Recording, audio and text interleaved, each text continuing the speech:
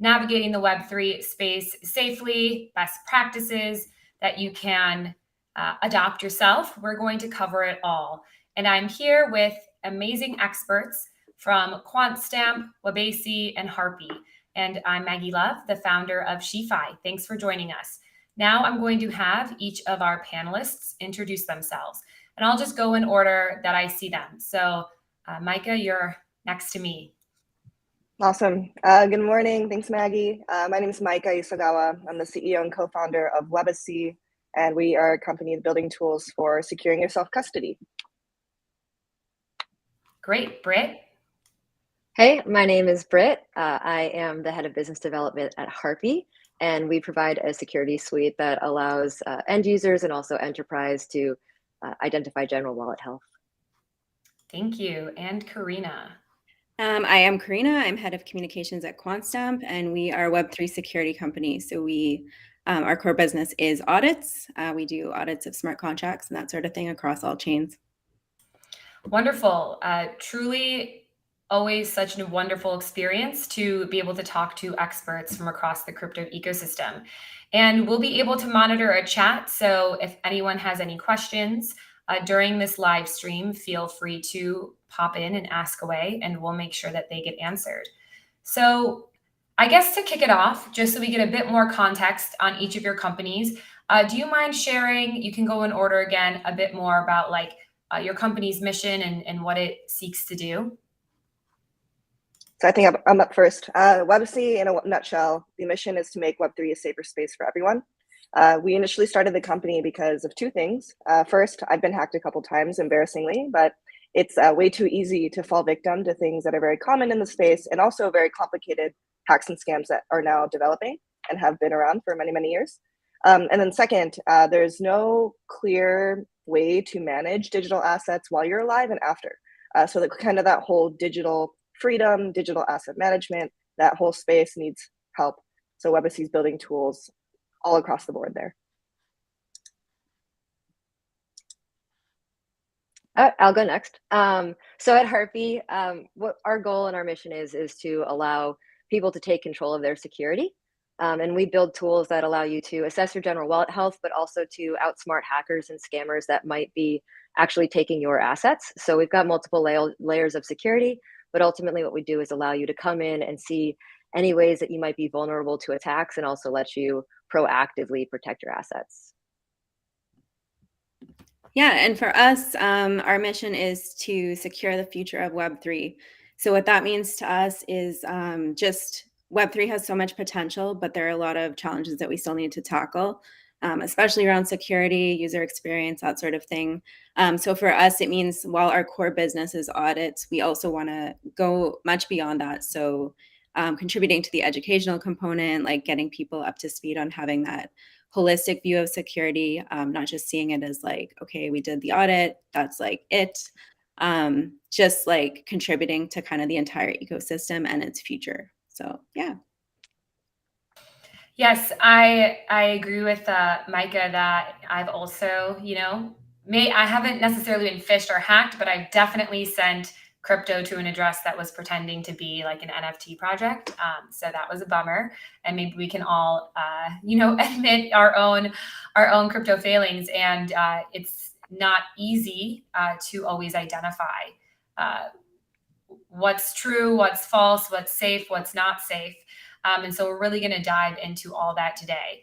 And for most of the people listening, really safety begins with your wallet, right? That's where you keep your assets, all kinds of assets, financial, NFTs, anything related to your activity in the Web3 space.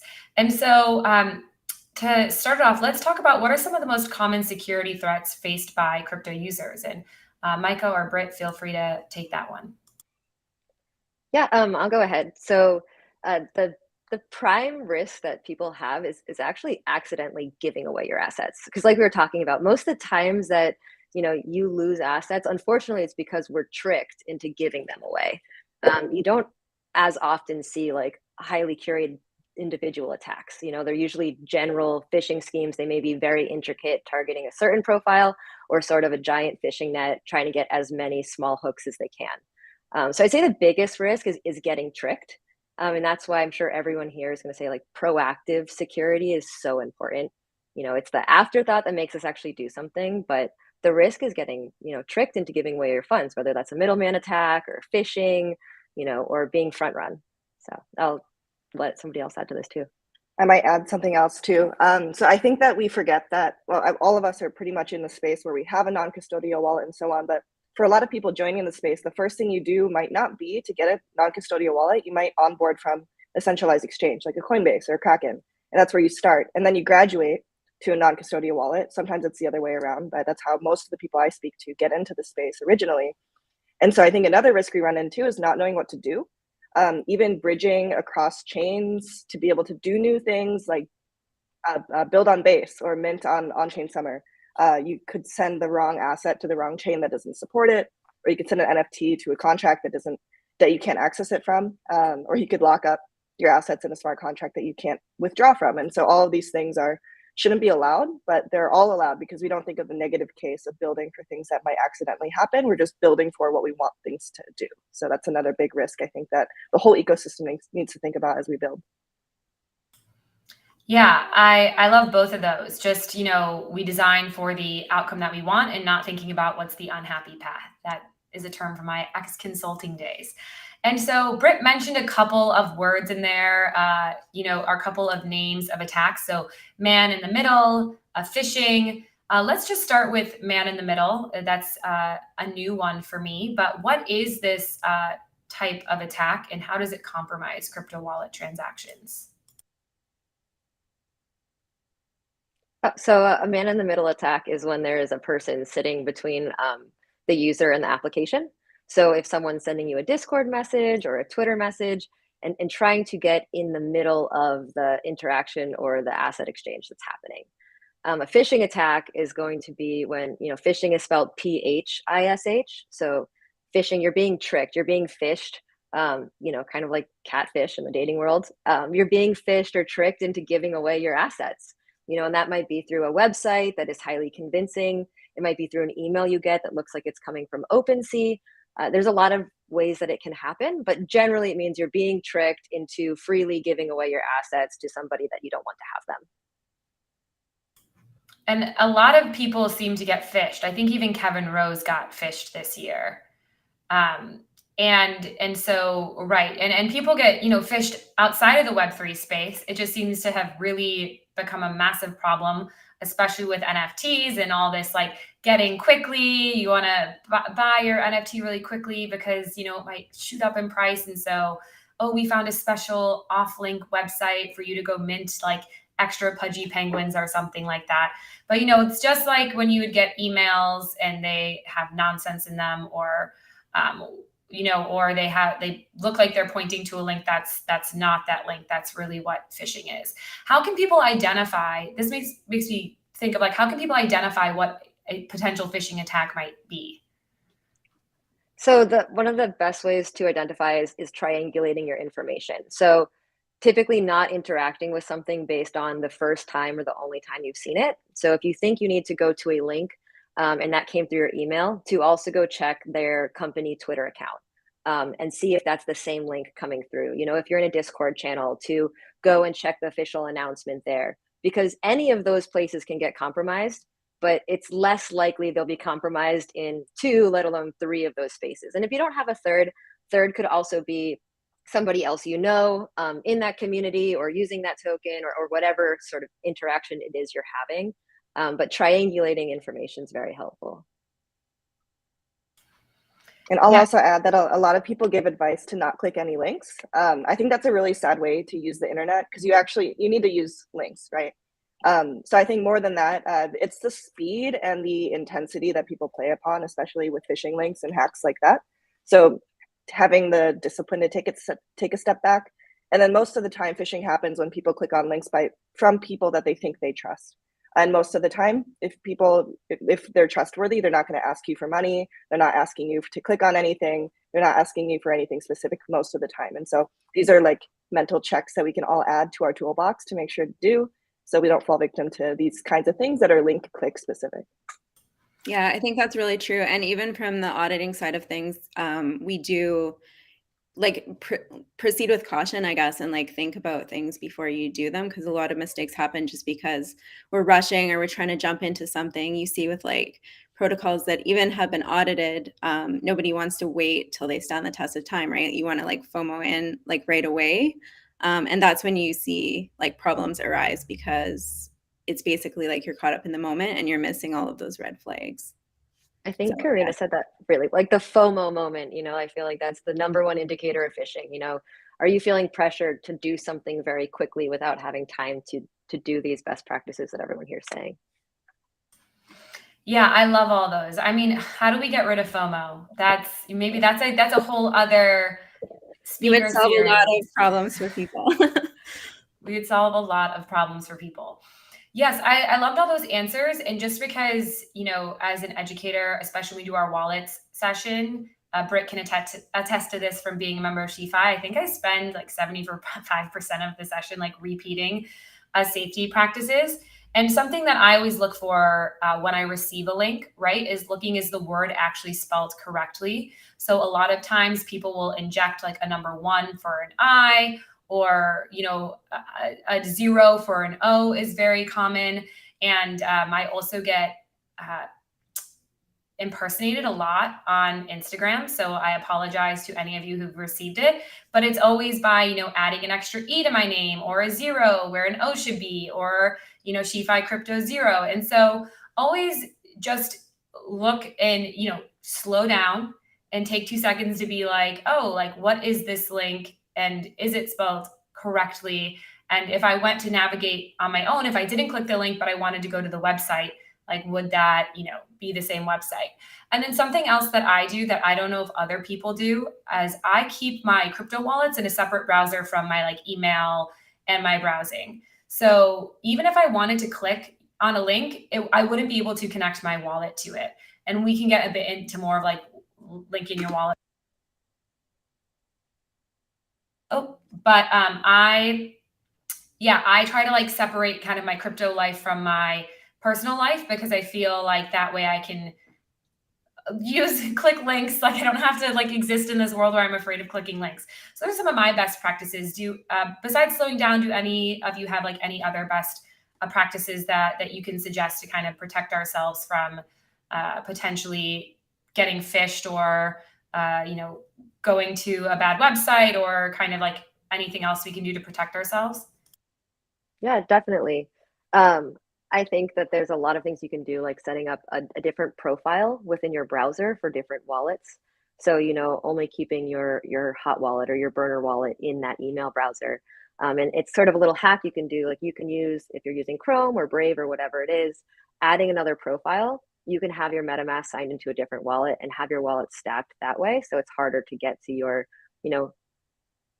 colder wallets, because obviously none of those wallets are actually cold. And another thing is, using advanced security tools. So using browser extensions that could help you. At Harpy, we have like an RPC layer. So you can actually like use email 2-factor auth. Like a transaction will not go through in your wallet. You can click it, you can sign it, you can do all the things, but you have to actually click the link in the email, just like if your bank texted you or something like that. So setting up 2-factor auth for your wallet is very helpful. And then again, proactive, at Harpy, when we first came to market, we won a hackathon building like a front running product.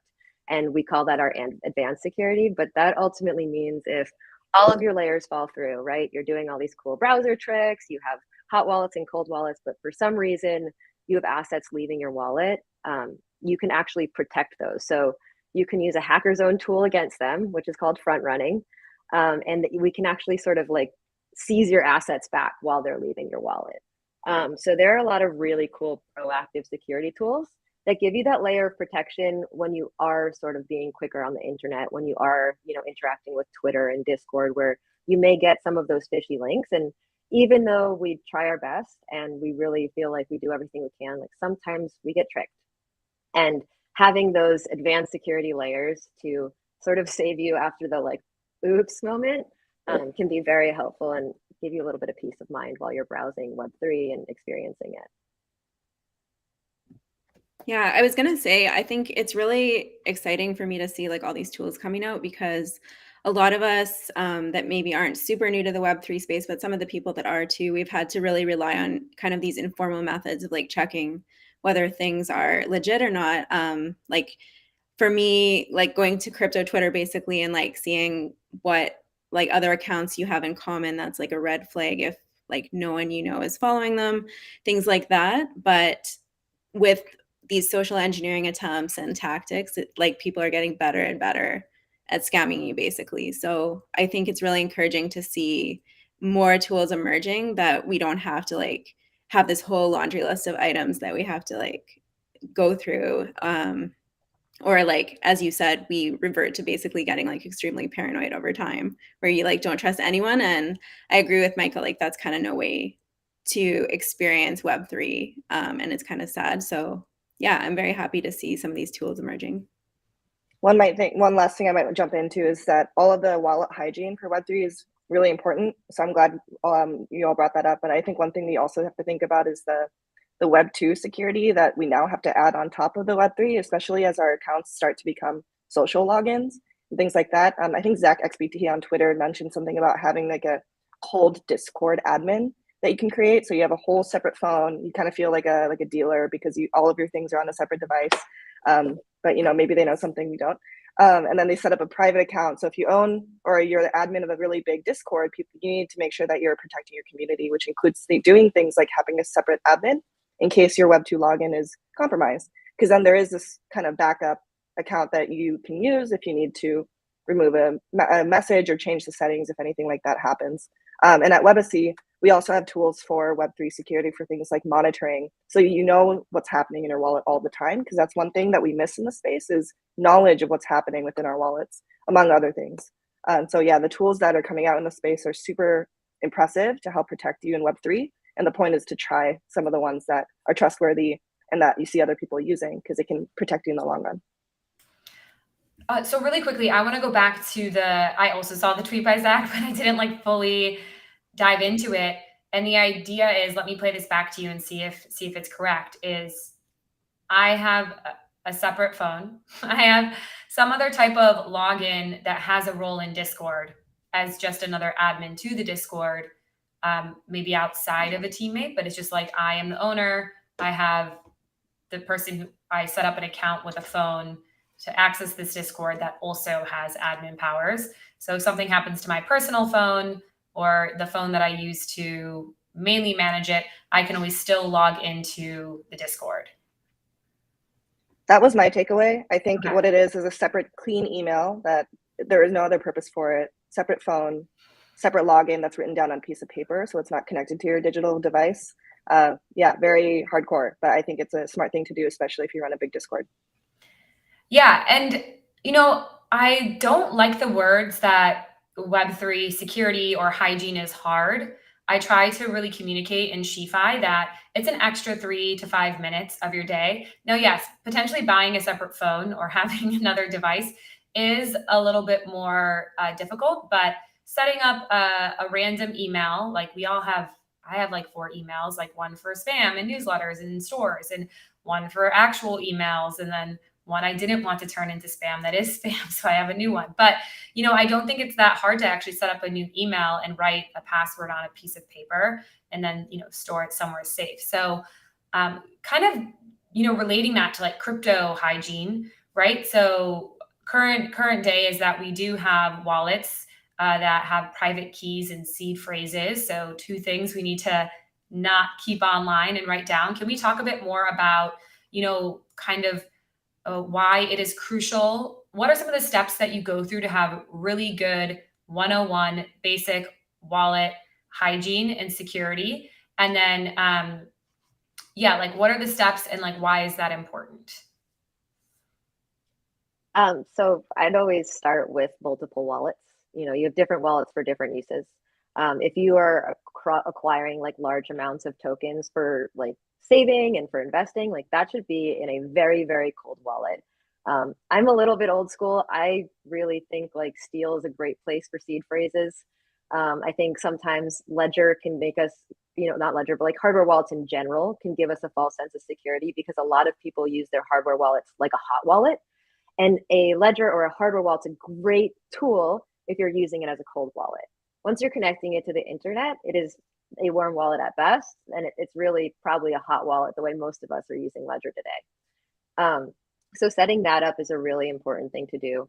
Sharding your seed phrase. So if you really want to get into it, putting parts of your seed phrase in places, but at the very least, getting your seed phrase, especially if it's stored, on paper or on Steel, something like that, putting it in your parents' house or your in-laws or your sister, like somewhere else, so that, if any natural disaster does happen, that you have access to it, because that's the only thing, when you don't have a bank to call and say like, hey, like a tree went through my house and something happened, this is crazy.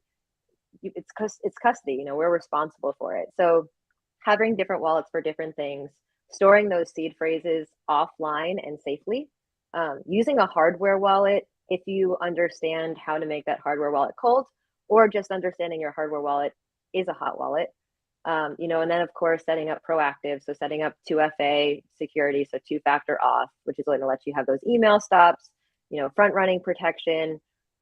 For us, we have like a Credit Karma type thing or like a Mint type thing. When you log into our website, you can see like, hey, you have this many open approvals and you've interacted with 3 contracts in the last month that are sketchy. Like, will you check on these? And there's just sort of like wallet hygiene tasks that you can check off, and keep yourself up to date. So you don't have to do it all the time. Like you said, it shouldn't even take 3 to 5 minutes every transaction. It should take 3 to 5 minutes to set up. And then you should know that you're protected. And if you want to take that extra level of security, to be able to go and just check your general wallet health. It sounds like WebC also has some really cool tools for doing that. Like logging in and seeing what open approvals you have, who has access to your NFTs, that way you can be proactive about knowing you're secure and having the peace of mind to interact, without being stressed. Yeah, checking your approvals is a big thing. I think a lot of people kind of fall short in that area, where I don't know, time passes, your wallet gets super old, you've used it for who knows what, and you're not really sure where you're at on that front. So I think there are also tools that can do that. So it's really awesome to kind of just return to kind of checking that thing at regular intervals to make sure that you're safe. But yeah, really good comments, Britt. I mean, I think the whole goal here is like, I hope everybody, if they take like a single thing here that sounds like doable, and gets off this call and just does the thing, whether that's checking for open approvals or setting up two-factor auth, or, like a legacy for your wallet, whatever it is, doing that one thing will make you more secure today than you were yesterday, and if you get to do that again, like, awesome, you'll be 2 steps ahead of where you were today. Yeah, and Micah made a comment earlier about just kind of that intersection between Web 2 and Web 3, and I think that's really true. Sometimes you forget those basics that you need to do, and we even see that with audit clients too, where you feel protected, and I guess the full sense of security would come in there as well, where you're like, okay, all my code is like great, but have I even taken like those basic steps to protect myself at that kind of level? And then hacks end up happening that way as well. So yeah, really good point. And I guess, Micah, your like WebC can also check for approvals, correct? Yeah, I see Augustin added some comments, but yes, that's true. Great. And I really like a point Britt brought up about making sure that you're so you have cold wallets and hot wallets, right? Cold wallet is one that's offline, usually Ledger, it looks like a USB, but some people do use their Ledger wallet to frequently engage with DeFi, with an NFT project, maybe even some of these Web3 social apps. And so in that way, your cold wallet's more like a hot wallet, because you're connecting your wallet to a variety of different decentralized applications and using it. And so probably that ledger wallet is not the one you want to be storing your vault of crypto in. So it's also just, yes, recognizing like, okay, having multiple wallets, even a cold wallet, if you're using it as a hot wallet, it's not as safe as a cold wallet that just receives funds. And when you're ready to move those funds somewhere else, you move it to a hot wallet and then, spread it out against your wallets for different uses. So personally, I have, a couple of hot wallets, cold wallets, and some of my hot wallets even act as vaults as well. So like I don't do anything with them except receive, funds into it or store some funds, before I send it to my cold wallet. But like I won't touch even a trusted DeFi application that I've been teaching for like 9 seasons now. I just am like I'm very careful with like how I do that. So I thought that was a really good point, that just because you have the Ledger wallet and it's the cold wallet, if you're using it frequently across Web3, it's more like a hot wallet. And that kind of brings me to like this next point, right? We've been talking a lot about like good hygienic things you can do. What are maybe things that you're doing, like not checking for approvals, or like where your tokens have been approved, or like what are other things you may just be doing that are commonplace but that are actually bad habits? Do you guys have any stories, maybe personal, or things that you've heard of from your clients where they were just like, I was interacting normally, I thought, but I left my approvals out, or I did something else, and my wallet got drained, or my something ended up getting hacked and I had money in it? Anything like that? I'm very grateful that I have yet to experience like a proper phishing attack, or succumb to one, I should say. But I do have an experience where I wish I had like front running protection set up. I was sending an NFT to my husband, and I typed his ETH address wrong. I forgot a letter in it, and so it was just gone. And had I had protection set up for that, like even human error where I was sending away my own asset to an address I was empowered to type, to have that, either that 2FA or to have front running protection so that my asset wasn't just gone. So that's what happened to me. I do also feel like the better you get about security, sometimes you can also become more laissez-faire, because you're like, oh, wow, I have so much protection set up, I know if I click this link by accident, I'll be fine. And I've noticed that, the more tools that we build and that other people are building, and the more that we're leveraging, like, oh, okay, like, you kind of start clicking through further. So I'm constantly reminding myself to step back and like really analyze it as if I had just gotten into Web3, last month or this year or something like that. Because, the longer that we're here and the more fluent we become in phishing and hacks and scams, I think also the easier it is to relax a little bit. And it's important for those of us that have been here for a while to remember that, hackers and scammers are evolving. We should constantly be evolving too as users. That's so Yeah, true. A go ahead, plus one on that happening to me as well. Yeah. And I definitely agree with that. It's like that thing where they say like a lot of car accidents happen within like 1 block of home. And I think you do get comfortable where you're like, I've done this a million times before. It's not going to happen to me. And yeah, I've definitely got in that mode where you're working really fast, or you're just like typing in addresses, clicking back and forth, and then you have a couple ETH missing. So yeah. Yeah, I really like Britt's point.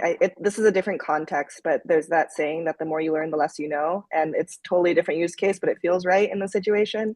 And I'll bring up 2 things that are separate from kind of phishing and approvals that have come up that I've heard about. So one is kind of malicious device downloads. So even Telegram, which we use a lot in the Web3 space, if you just join, a lot of the auto download settings are on, so on your phone and on your computer. And that's something you probably want to turn off, not only just for general messages you don't want to receive, but the media automatically downloads onto your device, which could be malicious. And then the other thing is that a lot of the hacks that I've seen in the space from crypto natives, like people who haven't really fallen for phishing scams, are device based. So either someone got into their device itself, or someone downloaded a keylogger on their machine and now has logged their keys, or got like a clipboard vulnerability kind of thing where they copy pasted their seed phrase or their private key, and then someone got access to that. So these are big vectors that I've seen in the space that are a little bit more in depth than just you as a user making a mistake in the first place. But these are also things that we have to start protecting ourselves against or thinking about, and just being more safe in general with our online lives.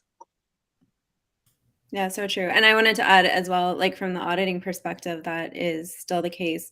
You see, like we always say, like audit does not equal secure, because a lot of people won't read the audit report, or they'll just see that like a protocol has been audited.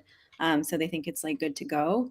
And just what I was mentioning about being cautious about aping into something when it's new or it hasn't like stood the test of time. Also taking the time, depending on like your risk level or like how much you're investing, obviously, but being sure to like read those audit reports. And I know it can be kind of intimidating for somebody that's especially new to the space or that sort of thing. But checking over some of those basic things to see like, have they actually addressed the vulnerabilities that were flagged during the audit? Because that's always up to them. And we have had like clients before, obviously, that don't necessarily fix things, or they're kind of like taking a more casual approach to their security and kind of looking at it as just like checking off a box of something that they're expected to do. So as a user and just like somebody using DeFi and different protocols, like it's important to take that into consideration. Also, to build on what Micah said too, you know, like this whole vector aspect of it, you know, the better we get at our security in Web3, the more we also have to think about our security in Web2, because that is an access point into our Web3 lives. You know, like becoming better about our general Web2 security, because that's how your Discord is accessed. And then that's how you become a vector to your friends being scammed because your very own Discord was compromised. So, you know, as we're like sort of soaking up all these tidbits of things we can do in Web3, it's also really important to sort of remember the Web2 things you can do, you know, whether that's just two-factor auth for your email, you know, or your bank accounts, using a VPN, you know, things like this that help you be protected. I'm a mom, and so like I just started doing like Girl Scout stuff with my kids, and I thought it was really cool. There's actually cybersecurity badges in the Girl Scouts program. And I thought that was really interesting because, you know, even our children can be vectors into like our very own, you know, personal computers and things like that. You know, if you're sharing a family computer and that computer has your wallet on it, you know, like these things are very real. So it's really important as we think of like the Web3 things we can do, that we also think about what we need to do in our Web2 lives, in our IRL lives with our family and our spouses and our partners and things like that too. That's so true. And also educating those people in your life about kind of their risk factors and like what they can do, even to take very basic steps. Because I know we're probably not going to get like all of our friends to start doing like everything that we're doing to like protect ourselves. But I think it's like starting with those baby steps and just kind of like making them aware of like some of the things that can happen and what they can do to protect themselves. Because it's definitely true that we're very like it's a community, and also you could be someone else's risk factor can kind of impact you as well, and vice versa. Yeah, I think that's a very interesting point, like Web 2 attack vectors into Web 3. And I've been thinking about this a lot. I haven't dug in as much to account abstraction yet, coming to you with season 9 of SheFi starting in September. But I've kind of been wondering a lot about that. I know that the point of account abstraction is you can generate a wallet from your Google login, and probably that wallet isn't your vault. I think that's another thing too we've been talking about, like different wallets for different purposes. But in my head, I'm still like, wait, then what is the attack vectors with Google, you know, having access to any or this login? I'm not as familiar, but I don't know if there's an attack vector there, but like, what are some other attack vectors? Somebody asked about SIM swaps. That's an attack vector. I guess, you know, people impersonating you, or people actually thinking that my Instagram, you know, got hacked. And if that's linked to anything, what are some other like just basic, you know, attack vectors and things to look out for in your like regular Web 2 life that can bleed into Web 3?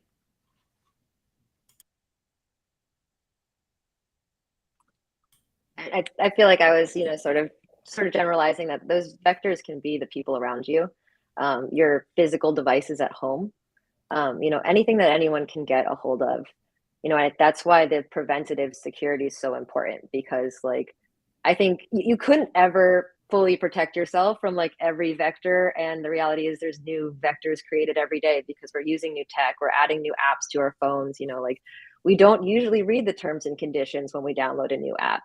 Like those things are all potential vectors, which ultimately means we're always vulnerable. And I think that's why it's so important to have those factors set up so that like after those oops moments, like, like I just messed up, that you have something there to like sort of a cushion to land on, and that you're protected. Because I ultimately think any piece of technology and any person in your life becomes a potential vector. And that gets even crazier when you think about the like AI robocalls people are getting now, where you have to have like a safe word with your partner or your family, so that like you can ask this AI kidnapper if, it's really them. So Yeah, the attack vectors are definitely, the surface level is definitely getting larger. And yeah, from like emails, as we mentioned, like check the email, make sure it's actually the email of your colleague or whoever it is. 2FA, whenever I have to sign in with 2FA, I'm like, get that dirt off my shoulders. Like I'm being responsible. I think also maybe that's something you could all do, like celebrate yourself instead of seeing it as like this extra step where you're like, being like, oh yeah, like, if you're using Harpy, you have to like do that 2FA login to do this transaction, and we're not trying to go fast anyway, or you have 2FA on your accounts, or you're maybe writing now your Web 2 passwords on paper. Maybe that's where we're going, because even I think LastPass got hacked, right? So that's a secure Web 2 password management. So if you had any private keys in there, that would not be good. But yeah, just maybe we have to, in this world where attack vectors are increasing, kind of go back to offline practices or multiple layers of security for our Web3 and Web 2 presence. Yes, say less. I actually love this point because I think there's this fallacy that security is boring or unsexy, but I think that's so untrue.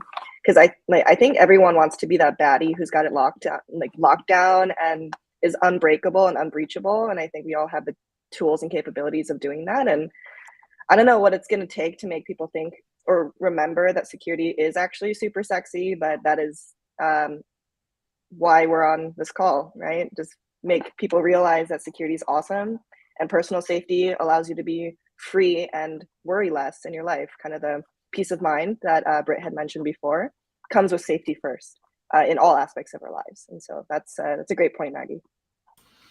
Yes, security is sexy. 2020 going into 2024. Let's get secure this fall and make it sexy for next year and beyond.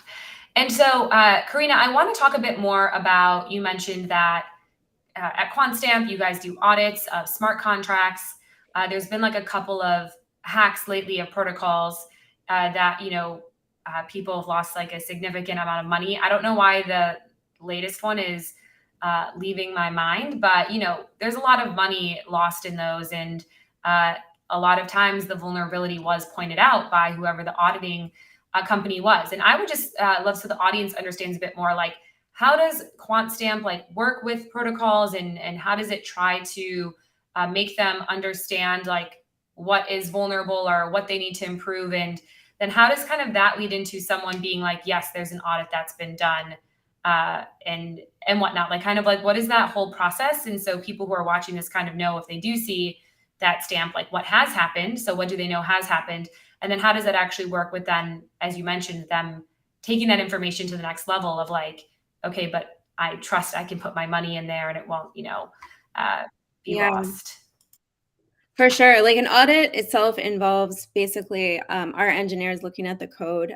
They work independently and then they basically collaborate as a group to find like their own individual vulnerabilities that they've flagged, which is great because you have people from different perspectives and different experiences that are more or less comfortable with like certain risk vectors, I guess. And so it's that part of the process is super important to kind of have them do it individually. And then once that is complete, the client basically gets an initial audit report that has all these vulnerabilities flagged, and they have an opportunity to do fixes. So during that process, they go over all of these vulnerabilities and they basically make changes to their code. And then they have a fix review process where our engineers again check whether those things have been fixed, like kind of what has been addressed. And then they get a final report that basically shows, it highlights all of those initial vulnerabilities and what has been done with them. So that's why I was mentioning it's really important for people to read that audit report, because just we got an audit, end of story, isn't really a good thing to go by. So you really have to dig into that report and kind of see like what has been addressed and what hasn't been.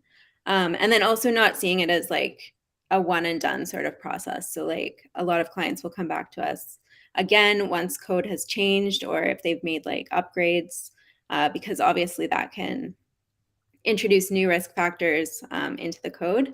And so things like that can also happen where inadvertently other things happen that they haven't like had initially audited. And then another thing, we all know like how DeFi, everything's like working together. So just the composability of DeFi also introduced a lot of risk just in how protocols work together. So even though like the code itself might look good, that's something that the engineers always have to consider is like, how can this be used maliciously? Or like I mentioned, these social engineering attacks, those will often be kind of how they initially get in and then an attack happens. So yeah, does that kind of answer more about the process? Yes, totally. Because when I teach examining like different protocols and how you can maybe assess like, oh, do you want to put your tokens in this lending protocol or that lending protocol? I'm like, oh, always look for, audits and at least more than one audit. But I think I can take this a step further now and say, put that audit into Chat GPT and ask it what are the vulnerabilities that they highlighted. I think that, Yeah. that way you don't have to see it as this huge task of reading an audit report that you're like, I wouldn't necessarily know how to identify, but I'm always like, how can I shortcut to get the most relevant information now that we do have these tools? And so I think that's really great. And I can add that like, hey, make sure that you understand that an audit means they took a step to being more secure, but it doesn't mean that they necessarily acted on those. And that hack I was thinking of was Curve, and that actually pointed out a larger a larger vulnerability in I think Viper, right? In like the programming language for this reentrancy attack. So that wasn't just to Curve Finance. That was to like any protocol, DeFi protocol or other that had also used this code. So it kind of highlighted a larger vulnerability across the ecosystem. For sure. And I think it's just looking at it as like something that's constantly evolving. So you kind of have to keep up to date on the space. We're actually doing a Twitter space tomorrow. A few of our engineers put up like a monthly hacks roundup where they go over all the recent hacks that have occurred and kind of break down exactly what happened in more detail for people that are curious about digging into that. And so I think something like that is very, I don't know, for those that are interested, it's very important to like reflect on like why things happened or like what occurred so that we can all kind of learn from that. And like we talked about, it can be easier than you think for some of these things to happen or for a new vulnerability to be introduced. So kind of reflecting back on that can be really helpful. And then other things too, like checking, I can't speak to other auditing companies, but like our report process basically has kind of those main things highlighted, like the vulnerability section and like critical. They're ranked according to like how severe the vulnerability would be. So you can kind of get the Cliff's Notes instead of like reading through the entire thing. And then other factors that you could pay attention to are like the level of centralization and things like that, like how many rounds of audits they've done, like the team, kind of their general behavior online, that sort of thing. So yeah, you can get a lot of green or red flags depending on what the answers to those questions are. I love that. I definitely am going to add that to the curriculum. Read an audit report and, identify the vulnerabilities and the severity. And that's true too, like how centralized, even though it's a decentralized protocol, is the management of some of these checks in the code and the admin keys. So thank you so much for sharing that. Yeah, and then I wanted to dive a bit more in this last section as well, both like what Harpy does and what Webasi does. So Webasi does. Britt, you've talked about it a couple of times, like some of the features you have, but really like what are some of the cool things that Harpy does in order to help the retail user or company keep their assets safe?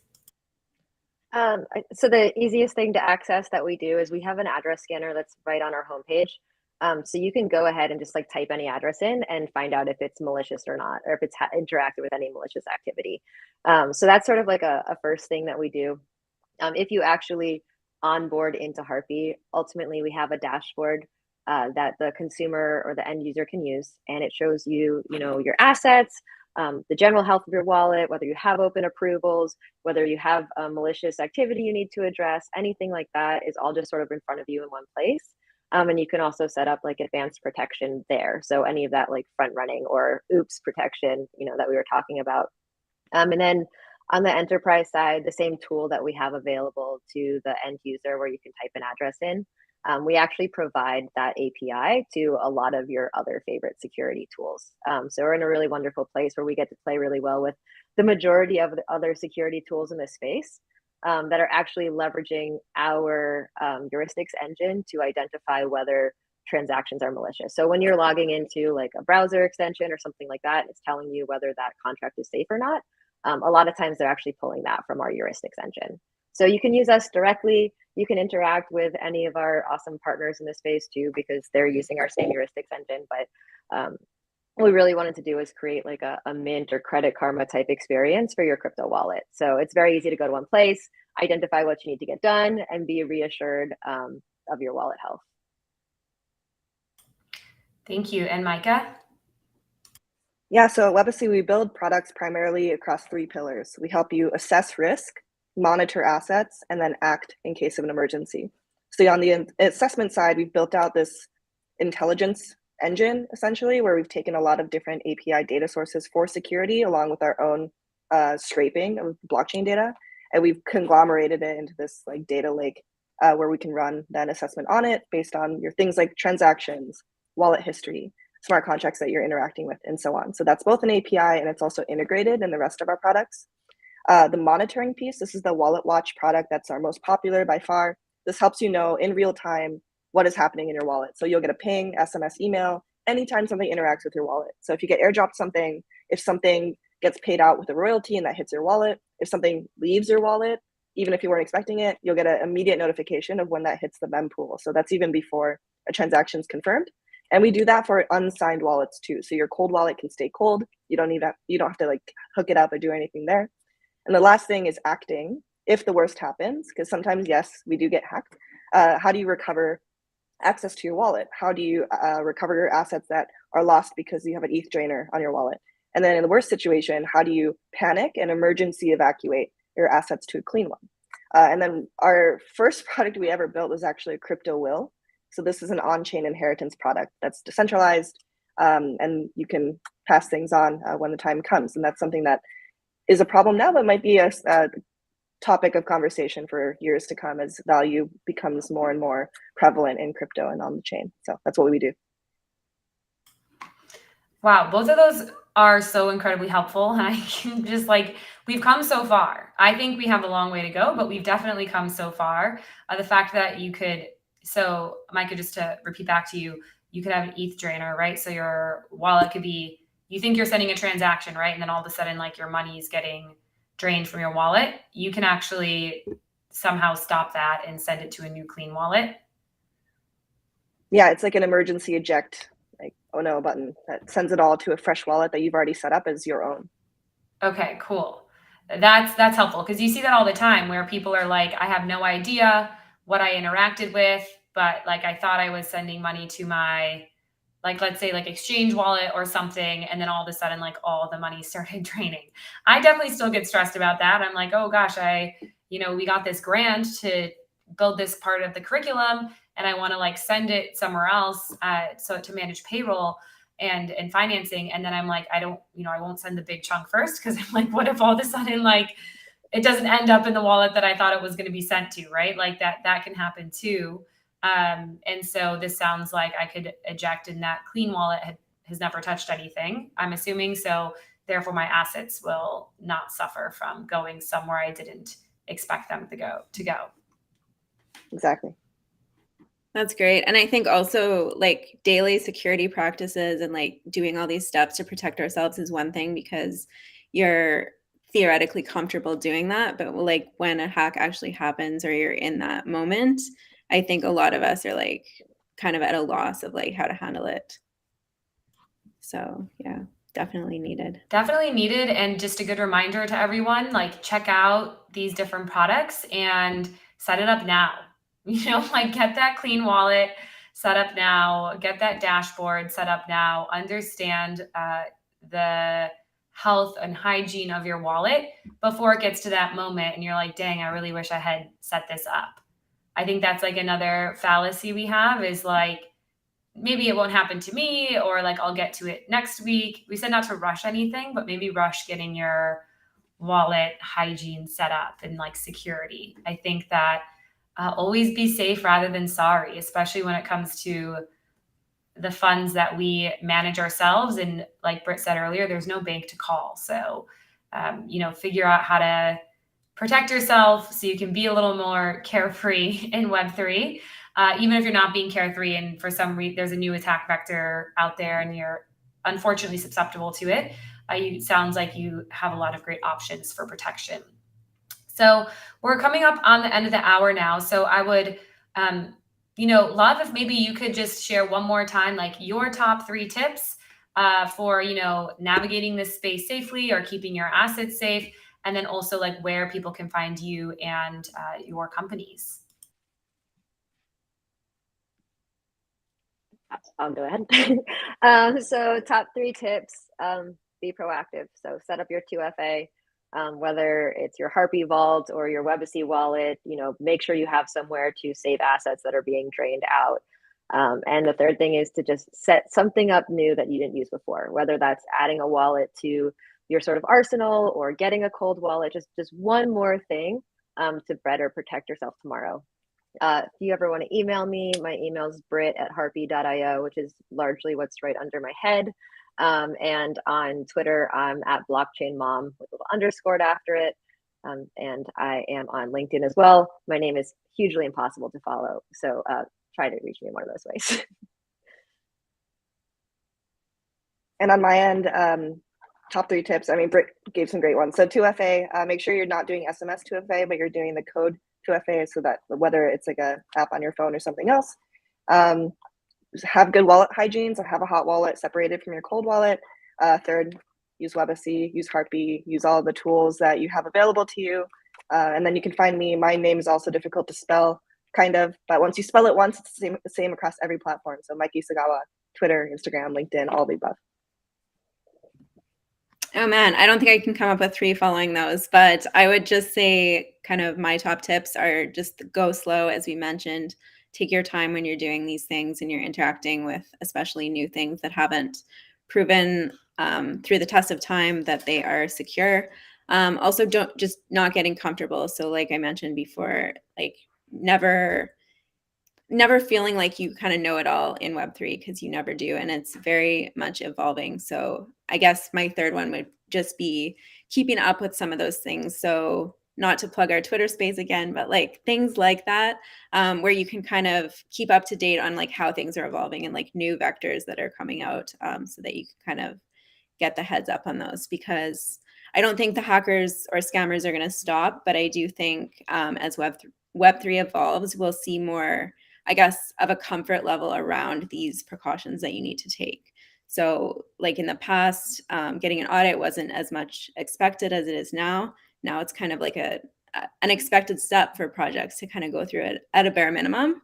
And same thing with like user experience. Like I think we'll get there where some of these precautions, I guess, are like a little bit more expected and people's comfort level with them is better. So yeah, those are my tips. And for QuantStamp, you can just find us on all the platforms at QuantStamp, and definitely check out our Twitter space tomorrow if you're interested in learning more about those hacks and kind of what happened. I'm definitely interested in that Twitter space. Yeah, and I'll end with my three. So, like I said, I keep my Web3 wallets in a totally different browser than I do all of my emails, my Twitter, my social media. That's just me. And so I think that's one good way, or using Google profiles on Chrome. So just put that extra layer between you. You'll have to go slower because even if you open the link in the one browser, you can't connect to it right away.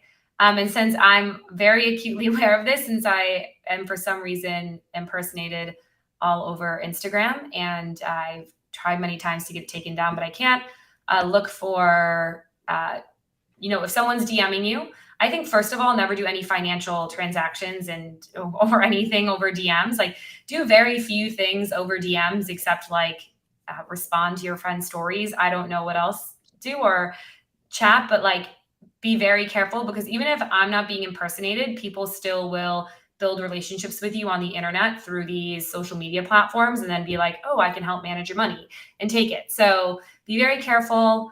Look for misspellings of things, do that triangulation, ask in the SheFi Discord if it's another impersonator of SheFi, and figure out what is the right stuff. So whether it's Instagram handles or Twitter handles or Telegram handles or links, like look for the misspellings. So that would be mine. And then my third one is like, I think until some of these great new tools come out in the wallet space, like account abstraction, definitely write things down on paper, put them somewhere safe, write down multiple copies, and even think about doing that for your Web2 admin of your Discords and whatnot. So be careful, even with password managers, of like what exactly you keep in there.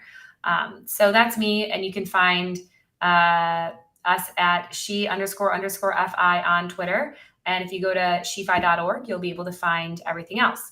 Thanks so much, panelists, for joining us today on this very important topic. Very cool to hear about what each of your companies do to try to keep the Web3 space more secure, and like your tips and tricks for what we can do, or things we can be aware of that we might be doing to have better, wallet hygiene. So that's it for today. We'll see the audience at our next speaker series, wherever you watch your live streams. LinkedIn, YouTube, Twitter, we're everywhere. So thank you so much again, everybody.